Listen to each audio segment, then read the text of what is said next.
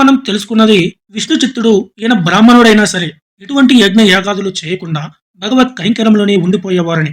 మరి ఈరోజు విష్ణు చిత్తుని పుబ్బా నక్షత్రాల కర్ణాటక లగ్నంలో దొరికింది ఎవరు అనేది తెలుసుకుందాం. ఆయన ఒకరోజు తోటలో పూలు కోస్తూ తులసిని కోయడానికి అటువైపుగా వెళ్ళాడు. తులసి వనం దగ్గర ఆయన కాళ్ళకి ఒక మట్టి దెబ్బ తగిలింది. ఎప్పుడూ లేనిది ఏమిటి ఇక్కడ మట్టి అనుకున్నాడు. సరే కూర్చుని ఆ మట్టిని తొలగిస్తూ ఉన్నాడు. విచిత్రం, ఆయనకి ఆ మట్టిలో ఒక చిన్న పాప, ముద్దుగా ఉన్న పాప, చంటి పాప కనిపించింది. ఎంతో అందంగా, ముద్దుగా ఉన్నాదట. విష్ణుచిత్తుని ఆశ్చర్యానికి అంతు లేకుండా పోయింది. ఏమిటి ఈ మహిమ అని అనుకున్నాడు. జనకునికి సీతమ్మ తల్లిలాగా విష్ణుచిత్తునికి ఆ పాప లభించింది. ఉబ్బ నక్షత్రంలో కర్ణాటక లగ్నంలో దొరికింది. ఆశ్చర్యపోతూనే ఆ పాపను తన చేతుల్లోకి తీసుకున్నాడు. ఆలోచించాడు. పిల్లలు లేని తనకి భగవంతుడే ఈ పాపను ఇచ్చాడు, ప్రసాదించాడు. ఆ పాపను దేవ ప్రసాదంగా భావించి అల్లారుముద్దుగా పెంచుకుంటున్నాడు. భగవత్ ప్రసాదం కదా మరి. అలా ఆ పాపకి సుమారు 6 సంవత్సరాల వయసు వచ్చేసరికి ఆ పాప కూడా మాలలు కట్టడం అలవాటు చేసుకుంది. ఆ పాపకి యుక్త వయసు వచ్చిన తర్వాత తండ్రి ఆ పాప చేత ఆ పూలమాలను స్వామికి సమర్పించడానికి పంపేవాడు.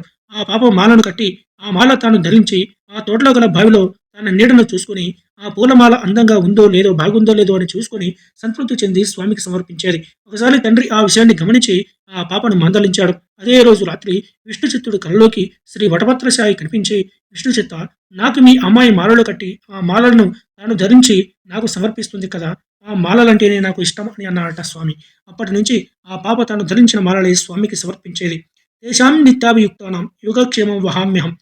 రాజవిద్య రాజగుహ యోగంలో భగవద్గీత 9:22 శ్లోకంలో మనం చదువుకుంటాం. అంటే నిత్యం ఎవరైతే నన్ను ధ్యానిస్తున్నారో వారి యొక్క యోగక్షేమాలు నేను చూసుకుంటాను అని అర్థం.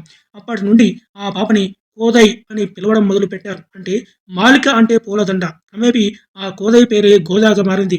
ఆ ఊరు ప్రజలు ఆమె మీద అభిమానంతో, భక్తితో గోదాదేవి అని పిలిచేవారు. ఆమె కారణ జన్మురాలు. అసలు ఆమె ఎందుకు అవతరించవలసి వచ్చింది? మనకి లలితా సహస్రనామంలో మొదటి శ్లోకంలో 5వ నామం ఇది. దేవకార్యాన్ని నిర్వర్తించడానికి వచ్చిందట. దేవకార్యం అంటే ఏమిటి అంటే దుష్ట శిక్షణ, శిష్ట రక్షణ అన్నమాట. కానీ ఈ గోదాదేవి దుష్ట శిక్షణకు కాకుండా భక్తులను రక్షించడానికి, భక్తులను భగవంతుని వైపు నడిపించడానికి అవతరించింది.